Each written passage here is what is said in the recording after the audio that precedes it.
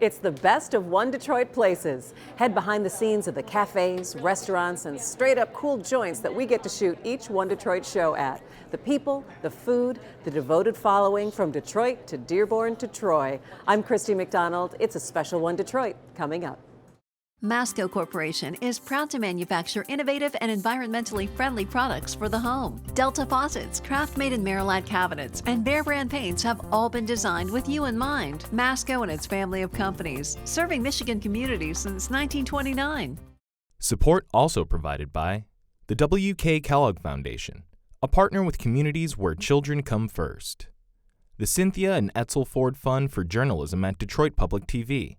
The Detroit Journalism Engagement Fund, and by Business Leaders for Michigan has 5 priorities to make Michigan a top 10 state. Achieve a balanced budget, cut long-term debt, fix our roads, improve all levels of education, further economic growth, plan for a stronger Michigan. How does diversity bring energy to us all? At DTE Energy, we believe that it's the contributions of all that build great communities. As a company, we grow stronger by welcoming the unique perspectives of everyone. As community members, we support our state's broad culture and heritage. From working closely with women and minority-owned suppliers to embracing our local cultures, DTE Energy is powering diversity. The DTE Energy Foundation is a proud sponsor of Detroit Public Television. Also brought to you by Ally, Nissan Foundation, and viewers like you. Thank you.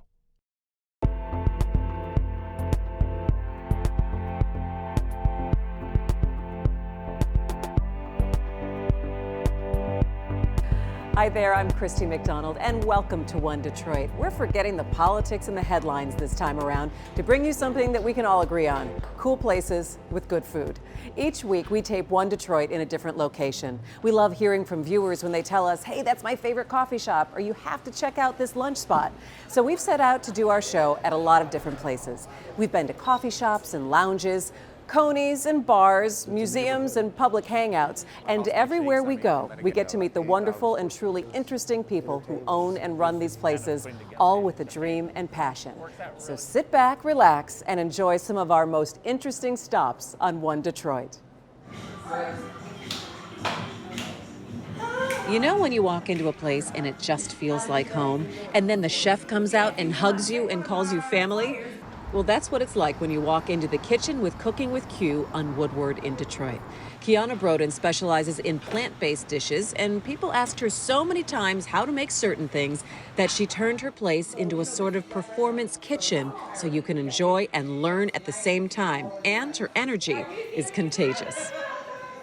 My goal was not to be a chef. It was not to open up a restaurant. I got sick. I found out I had stage 4 sarcoidosis right before I turned 30. And then I was allergic to dairy at the same time. It was like the end of the world. You know what happens when you get sick? Everybody Googles it. We go to WebMD. Right, exactly. We're instantly wearing a white coat. I'm like, okay, now I got I'm gonna figure this out. And everything was plant-based. So I knew I had to just drop everything cold turkey. Like there was no, like, oh, well, wait, because I have munchkins. So my brain was like, I don't want to kill myself. I want to live. So I got to figure out what I got to do. So I started wanting to make everything that I would eat normally plant-based.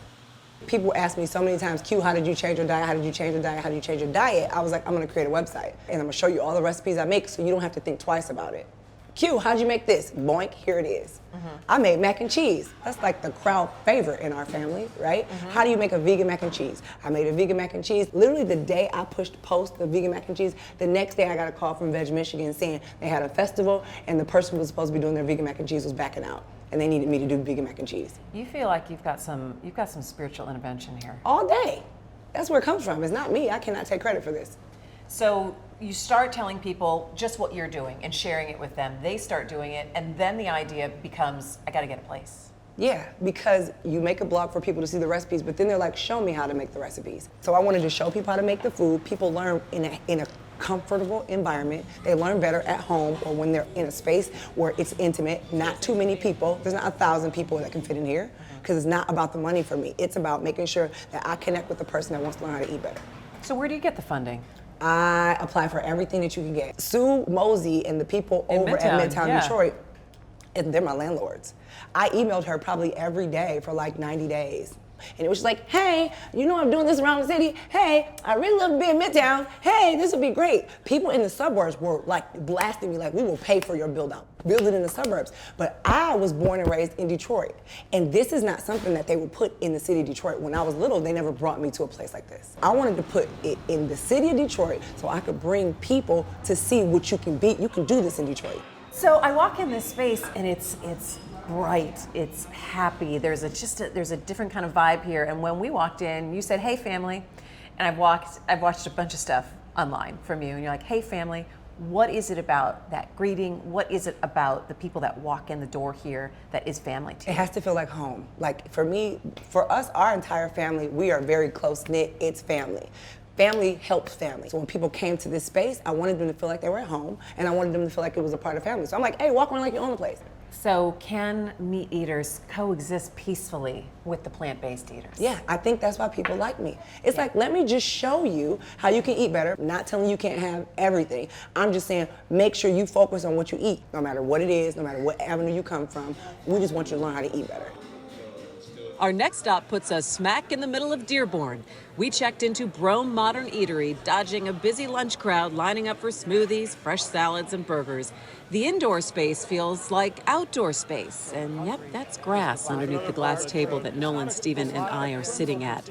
Executive Chef Zane Mackey stepped away from the line for a few minutes to talk about how fresh eating has changed the restaurant scene. So Zane, give me the idea, the concept behind Brome. Okay, so Brome is a fresh casual eatery. We started back in Dearborn about 4 years ago, and the focal point were burgers for us. You know, we wanted to do a nice gourmet burger, everything made scratch in-house. Our buns are prepared fresh daily, and then we wanted to kind of venture out to that, not only just burgers, but we wanted to do fresh salads as well, with our dressings and everything made in-house. And then our house-made shakes are made from Madagascar vanilla bean custard. That's also prepared daily. And we kind of wanted to keep growing from there. So from there, we ended up doing a juice bar. We call it our balanced juice bar. And we have juices, smoothies, acai bowls, and just all superfood-related ingredients that go inside of there that are health beneficial to you. You know, not any sugar fillers or, you know, additives or any kind of that stuff. It's just all natural sweeteners, all natural ingredients, organic when we could source them as much as possible. Yeah. So you're the executive chef, and Yes. you got to be able to sit down and conceptualize how this is going to go. When people want to eat a little healthier, but they want something still that's convenient and fast, how did you put that all together? Well, it kind of worked for our benefit because, you know, obviously a burger is, you know, America's favorite, you know, and it's not too healthy for you. Obviously there's ground beef and it's got a little bit of fat to it, but we wanted to make it as healthy as possible, and by doing that, you know, we offer the ingredients that surround it to be healthy. Organic patties are what we serve at the restaurant, so that's a good start to go with, as well as the buns. We don't want to do anything that's prepackaged or done in a factory or anything like that. And then just incorporating all the salads and stuff that bring on the fresh ingredients. How would you describe everyone's taste changing, more plant-based? I know you guys serve the Impossible Burger We do. here. What are people telling you about what they like to eat now? It's actually one of our big hitters here at the restaurant. They love the Impossible Burger. They love that they could have a beef alternative, knowing that it's all 100% plant-based.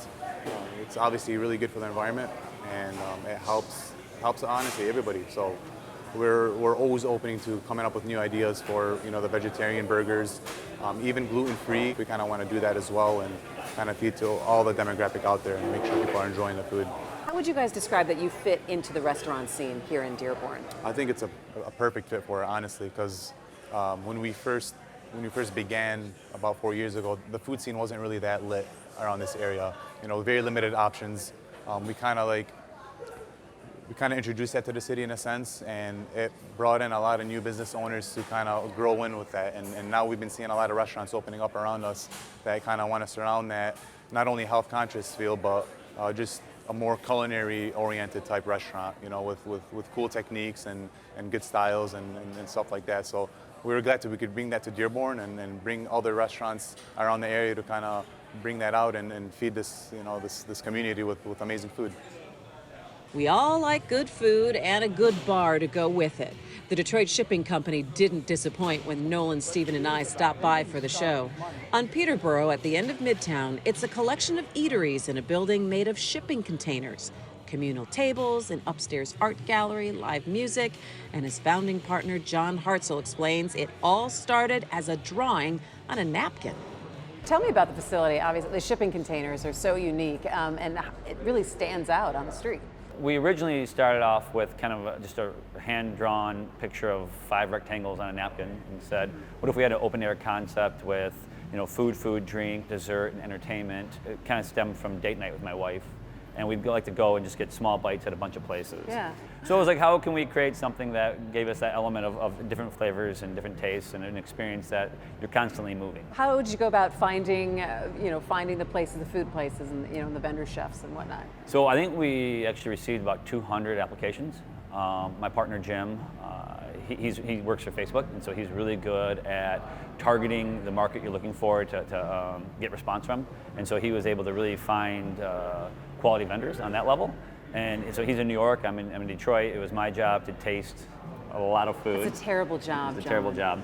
But out of the 200, we probably did about 40 food tastings. Yeah. And from there, we probably had about 10 finalists. And it was just kind of putting together a mix of the right demographic and just a lot of layers, right? We wanted people who had business experience, had some staying power, understood how to run a kitchen, were financially strong enough that we didn't know with sharing a space like this how strong and how much sales would be for each person. We told a lot of the vendors that this isn't where you go to make $1 million, this is where you go to market and sell your business and create a name for yourself. And our hope is that you're here for a couple of years, you do well, then you go get a brick and mortar with this concept. Mm-hmm. How have you found your business and kind of making your own spot for yourself in Midtown in this resurgence of this area? Yeah, we're in an odd spot where we are right in the center of the two worlds colliding, of Midtown coming south and downtown going north. So we're probably 3 blocks away from all those lines. And Peterborough was the first restaurant to kind of put their flag here and open up and turn the lights on. Then Founders popped up and we popped up, and we've created a nice niche here. This is a community space, and there's art here. There's just different, really, it's kind of a different vibe here. What have people been telling you? Well, people love it, right? They love walking around and experiencing it. It goes from, again, that date night with my wife and I, is that we don't want to dine sitting down anymore. I want to get up and I want to be engaged in the hour or two that I'm there at a business. So when you walk in, you go order your food, and while that's being made, you walk to the bar, you grab a drink. By the time you're done doing that, you haven't sat anywhere. Your food's ready. You grab your food, and a lot of it's handheld, easy food. So you can walk the art gallery, or you can sit down if you want. But then when you're done, you can still be engaged by staying in the place, not just sitting and stagnant, but walk the art gallery, go outside. A lot of times there's live music outside. We did a beer fest last year that really was well received. I think we had about 12 different vendors out in the parking lot. There was a silent disco that happened outside, which was kind of fun to watch, especially when you don't have the headphones. Yeah, you're like, what's happening here? Yeah. We have a t-shirt shop, a podcast studio, and things are kind of always active and something to do. All right, when you think of wineries and vineyards, you're probably thinking Napa, but maybe you should be thinking Detroit. We heard about Detroit Vineyards, a wine bar out of the old Stroh's ice cream factory on the city's east side. The grapes are grown in the Morningside community, and they're looking to expand. I caught up with Thomas Rober, community affairs coordinator at Detroit Vineyards, and yes, had a glass after we taped the show, of course.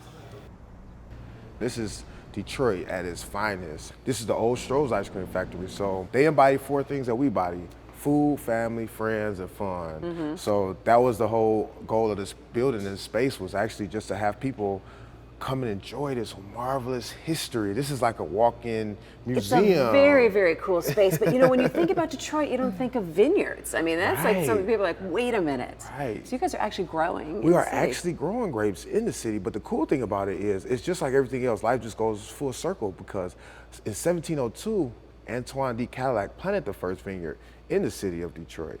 So we just reinventing the wheel now. Just going back full circle. So we have one of the largest urban vineyards in the city right now. It's located in the Morningside community. And I really take pride in this project because I'm a lifelong Detroiter, born and raised, northwest side of Detroit.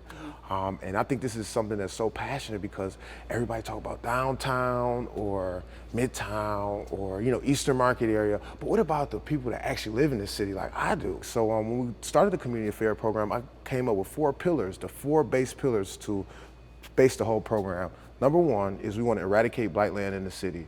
We got like 80,000 square foot of vacant land in the city. We want to use this space and make it an oasis green space. Number two is we want to teach lifelong skill sets. So we're not just setting up vineyards in your neighborhood. We're going to community meetings. We're going door to door. We're meeting block club presidents. Number three is we want to raise property value. When you see a beautiful vineyard in a neighborhood, just like wow, we get so much good feedback. It's totally different than what you expect to see. It's totally out the norm. Yeah. And then you get this magical place where you can go. We want people to go read books, get married. We have one that they want to do Pilates they want a vineyard, and we're going to make it like Pilates and and book clubs. So that's what we wanted. We want to get the community engaged.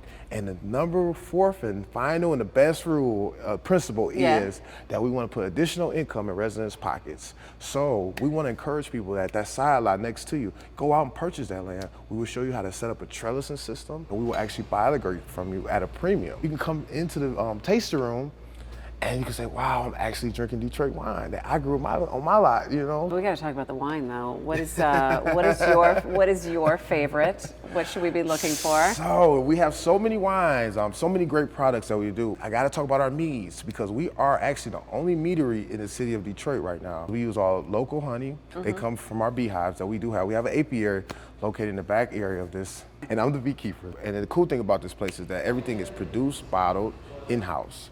So you can watch everything, witness it right inside this building. And that just goes back to Stroh's again, where this was a facility where they made ice cream, they made beer here, so we just kind of reinvented tradition here.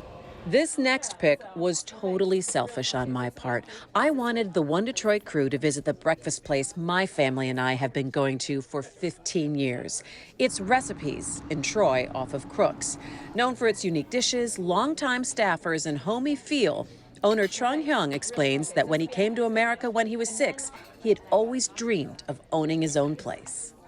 People love their breakfasts, right? People love their breakfast and their brunch, and they get very attached to certain places. What do people say about Recipes? Why they come here so much?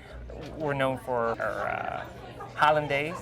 We got a little bit of mixture of like Asian, Spanish, American, Well, 17 years ago when we first opened up, we just wanted to do breakfast and lunch. And then after we closed, we have time to go snowboarding. So, really? That was the whole purpose of just doing breakfast and lunch. So you figured you had the perfect schedule. Yes. So that's when, I wasn't married or have kids, So now, I got both, and things changed a little bit. Now I have more time for my kids, and the family. So it works out really, really well. Had you grown up with the restaurants before, or had you had restaurants in your family, or were you the first one to open up a restaurant? Well, actually, I'm the first one that opened up in America. I was immigrant back.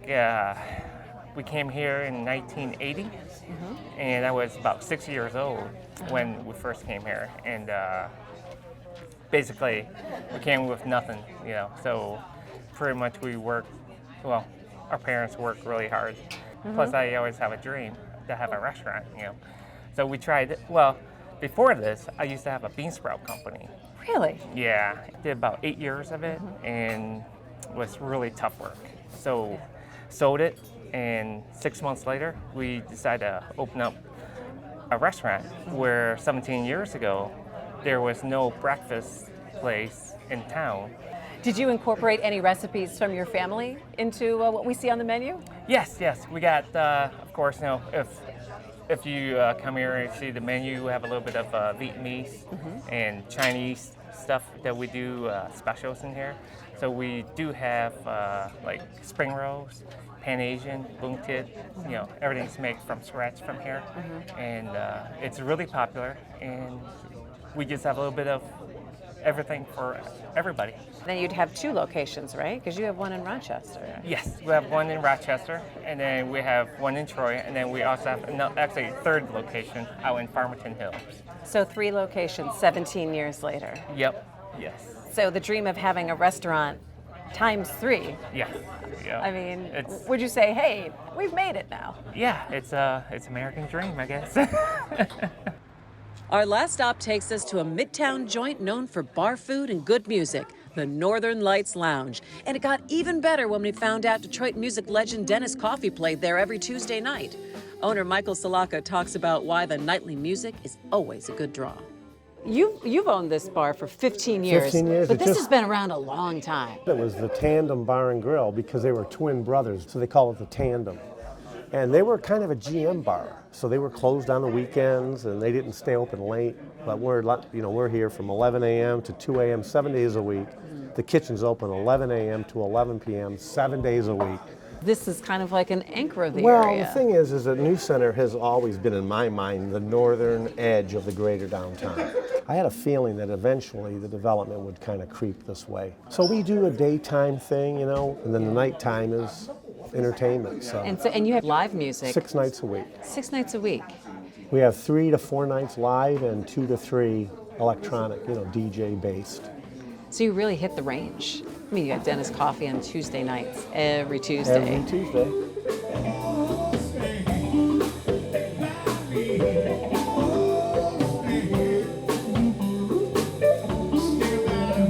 It's a good neighborhood place, and the owner, Michael Salaka, runs a good business. And they like the entertainment, so they keep coming here.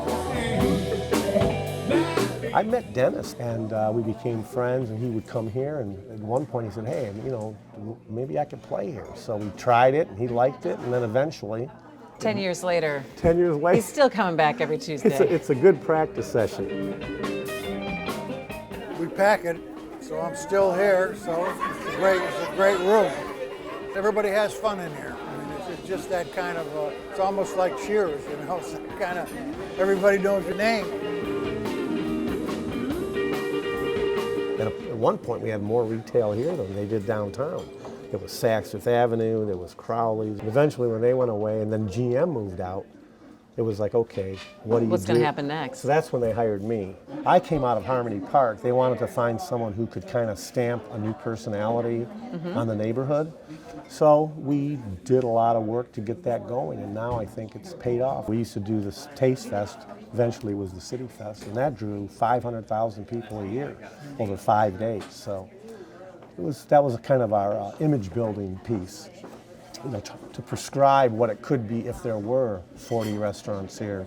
The thing I learned at the Taste Fest, or City Fest, was how do you respect the existing folks who've been slugging it out and trying to get new ones to mix in.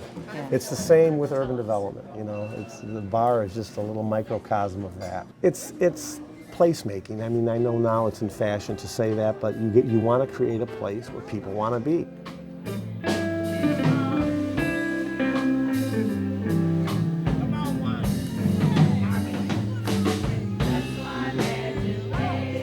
So those are just a few of our favorite places we've visited, and we'd love to hear about more. So if you have ideas about where we should shoot the next One Detroit, we're all ears. Just find us at DetroitPBS.org, and maybe we'll end up at your favorite place for the next show. That's going to do it for us. I'm Christy McDonald. We'll see you next time on One Detroit. Show your support for local independent journalism on Detroit Public TV by joining us as a sustainer at dptv.org/OneDetroit.